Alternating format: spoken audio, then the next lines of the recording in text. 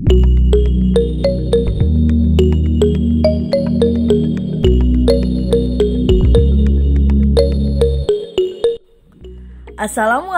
warahmatullahi wabarakatuh. Halo, jumpa lagi di video terbaru channel Tim Story Dunia.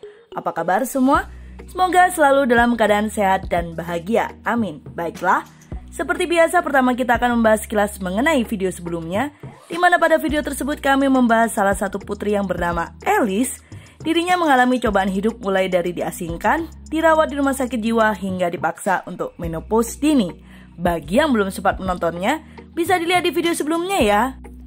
Dan untuk video kali ini, kami akan membahas kembali salah satu permaisuri Inggris, yakni permaisuri Mary dari Teck. Dirinya adalah permaisuri yang dua putra tertuanya menjadi Raja Inggris, yakni Edward VIII dan George VI. Penasaran dengan kisahnya? Langsung saja yuk disimak cerita lengkapnya. Namun seperti biasa, bagi penikmat baru channel kami untuk like, subscribe, dan aktifkan lonceng notifikasi agar selalu mendapatkan informasi terbaru dari channel kami.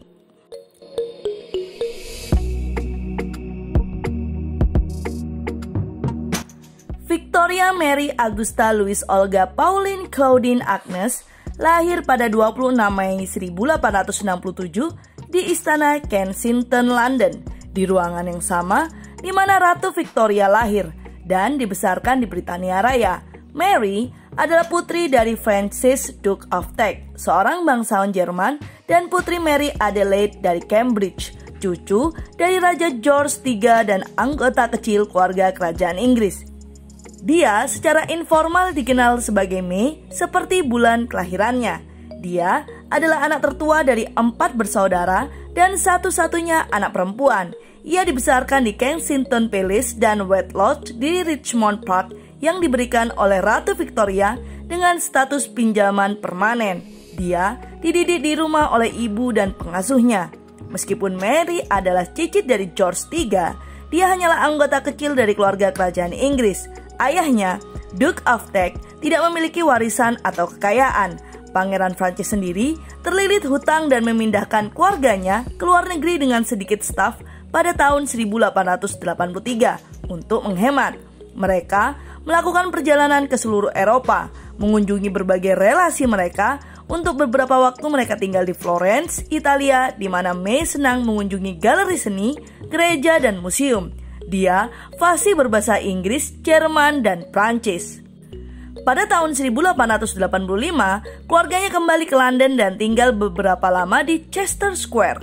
May dekat dengan ibunya dan bertindak sebagai sekretaris tidak resmi, membantu mengatur pesta dan acara sosial.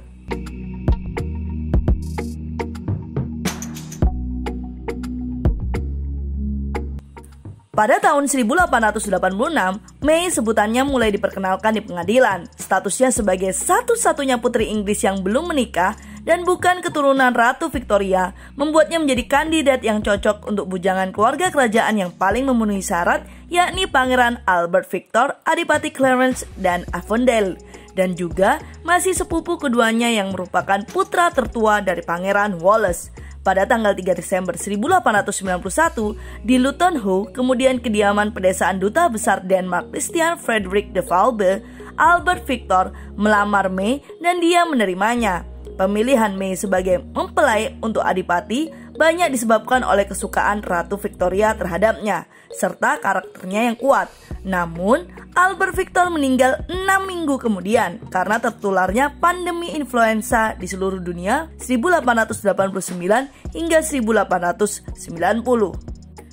Saudara laki-laki Albert Victor, Pangeran George Adipati York, sekarang berada di urutan kedua setelah tahta. Ternyata menjadi dekat dengan May selama masa bergabung bersama mereka. Dan Ratu Victoria masih menganggapnya sebagai kandidat yang cocok untuk menikah dengan calon raja. Pada Mei 1893, George melamar dan May menerimanya. Mereka segera jatuh cinta dan pernikahan mereka sukses. George menulis kepada May setiap hari ketika mereka berpisah, dan tidak seperti ayahnya, dia tidak pernah mengambil wanita simpanan. Cerita mengenai ayah Raja George V yang memiliki banyak selir dapat dilihat di playlist kami ya.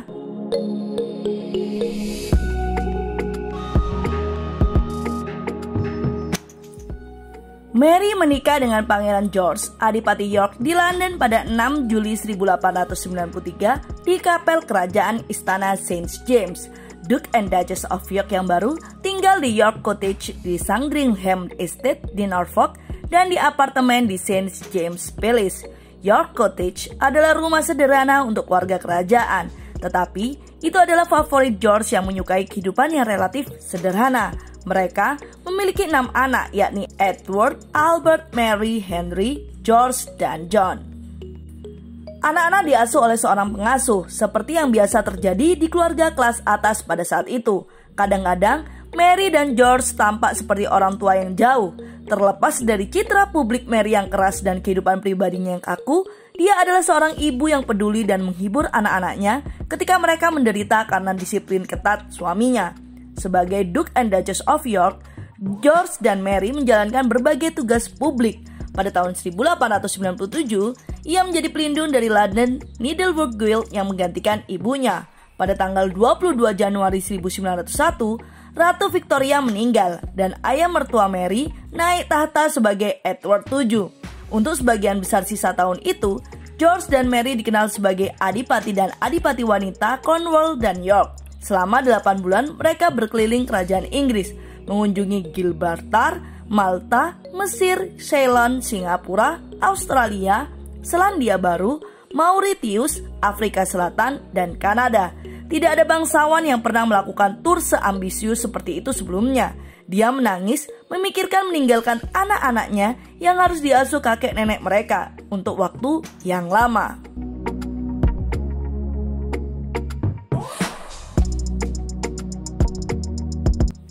Pada 9 November 1901, 9 hari setelah tiba kembali di Inggris pada ulang tahun ke-60 Raja, George diangkat menjadi Pangeran Wallace. Keluarga itu memindahkan kediaman mereka di London dari Istana St. James ke Marlborough House. Sebagai putri Wallace, Mary menemani suaminya dalam perjalanan ke Austria-Hongaria dan Württemberg pada tahun 1904. Tahun berikutnya, dia melahirkan anak terakhirnya, John. Itu adalah persalinan yang sulit, dan meskipun dia pulih dengan cepat, putranya yang baru lahir mengalami masalah pernapasan. Sejak Oktober 1905, Pangeran dan Putri Wallace melakukan tur 8 bulan lagi, kali ini ke India, dan anak-anak sekali lagi diasuh oleh kakek nenek mereka. Mereka melewati Mesir, pulang dan pergi, dan dalam perjalanan kembali berhenti di Yunani. Tur tersebut segera diikuti dengan perjalanan ke Spanyol untuk pernikahan Raja Alfonso XIII dengan Victoria Eugenie dari Battenberg. Hanya seminggu setelah kembali dari Inggris, Mary dan George pergi ke Norwegia untuk penobatan saudara ipar dan saudara perempuan George, Raja Haakon VII dan Ratu Maud.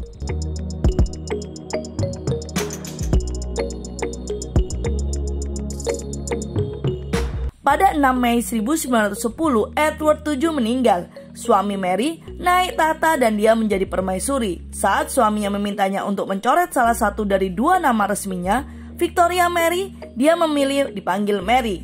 Lebih memilih untuk tidak dikenal dengan gaya yang sama seperti nenek suaminya, Ratu Victoria. Ia adalah permaisuri Inggris pertama yang lahir di Inggris sejak Catherine Parr atau istri ke-6 Raja Henry VIII. Mary dimahkotai bersama suaminya pada penobatan pada 22 Juni 1911 di Westminster Abbey. Di akhir tahun, Raja dan Ratu melakukan perjalanan ke India untuk Delhi Durbar diadakan pada 12 Desember 1911 dan berkeliling ke anak benua sebagai kaisar dan permaisuri India dan kembali ke Inggris pada bulan Februari. Selama Perang Dunia Pertama, Ratu Mary melakukan penghematan di istana, di mana dia menjatah makanan dan mengunjungi prajurit yang terluka dan sekarat di rumah sakit. Setelah 3 tahun perang melawan Jerman dan dengan perasaan anti-Jerman di Inggris semakin tinggi, keluarga kekaisaran Rusia yang telah digulingkan oleh pemerintahan revolusioner ditolak suakanya.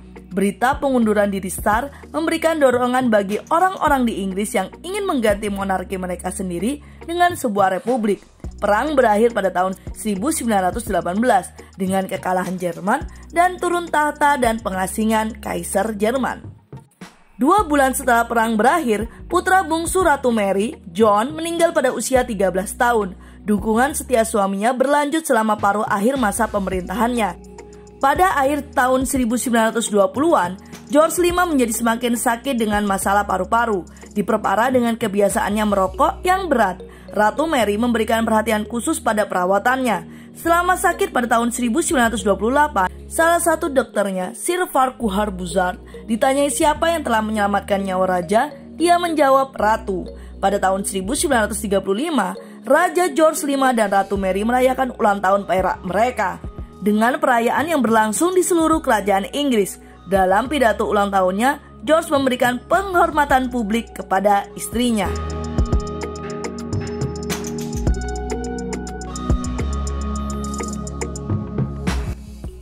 George V meninggal pada tanggal 20 Januari 1936 setelah dokternya, Lord Dunstan dari Penn, memberikannya suntik morfin dan kokain yang mungkin mempercepat kematiannya.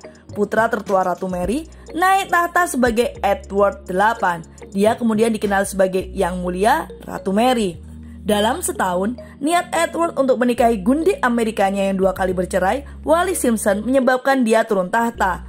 Mary tidak menyetujui perceraian yang bertentangan dengan ajaran gereja Anglikan dan menganggap Simpson sama sekali tidak cocok menjadi istri seorang raja. Setelah menerima nasihat dari Perdana Menteri Britania Raya, Stanley Baldwin, serta pemerintahan Dominion bahwa ia tidak dapat tetap menjadi raja dan menikahi Simpson, Edward turun tahta. Meskipun setia dan mendukung putranya, Mary tidak dapat memahami mengapa Edward mengabaikan tugas kerajaan demi perasaan pribadinya. Dia melihatnya sebagai tugasnya untuk memberikan dukungan moral untuk putra keduanya, Pangeran Albert, Adipati York yang pendiam. Albert naik tahta setelah Edward turun tahta, mengambil nama George VI. Ketika Mary menghadiri penobatannya, dia menjadi Ratu Janda Inggris pertama yang melakukannya. Pengunduran diri Edward tidak mengurangi rasa cintanya padanya, tetapi dia tidak pernah goyah dalam ketidaksetujuannya atas tindakannya. Selama Perang Dunia Kedua, George VI berharap ibunya dievakuasi dari London. Meski enggan, dia memutuskan untuk tinggal di Badminton House, Gloucestershire bersama keponakannya, Mary Somerset, Duchess of Beaufort, putri saudara laki-lakinya yakni Adolphus. Barang-barang pribadinya diangkut dari London dalam 70 koper. Rumah tangganya yang terdiri dari 55 pelayan menempati sebagian besar rumah, kecuali suite pribadi Duke and Duchess. Dia diketahui menawarkan tumpangan kepada tentara yang dia lihat di jalan. Pada tahun 1942, putra bungsunya yang masih hidup, Pangeran George Adipati Kent, tewas dalam kecelakaan udara saat bertugas aktif. Mary akhirnya kembali ke Marlborough House pada bulan Juni 1945 setelah perang di Eropa mengakibatkan kekalahan Nazi Jerman. Mary adalah seorang kolektor benda dan gambar yang bersemangat dengan koneksi kerajaan. Pengetahuan yang luas tentang dan penelitiannya, koleksi kerajaan membantu mengidentifikasi artefak dan karya seni yang telah tersesat selama bertahun-tahun. Keluarga kerajaan telah meminjam banyak barang dari generasi sebelumnya. Begitu dia mengidentifikasi barang-barang yang telah dikembalikan melalui inventaris lama, dia akan menuliskan kepada pemegangnya meminta agar barang-barang itu dikembalikan.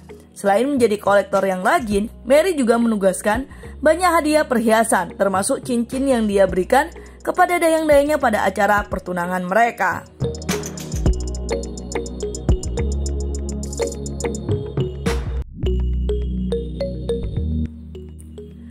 Pada tahun 1952, George VI meninggal, anak ketiga Ratu Mary yang mendahuluinya.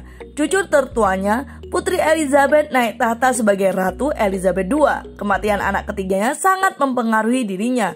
Mary berkomentar kepada Putri Mary Louise, "Saya telah kehilangan 3 putra karena kematian, tetapi saya tidak pernah mendapat hak istimewa untuk berada di sana untuk mengucapkan selamat tinggal terakhir kepada mereka."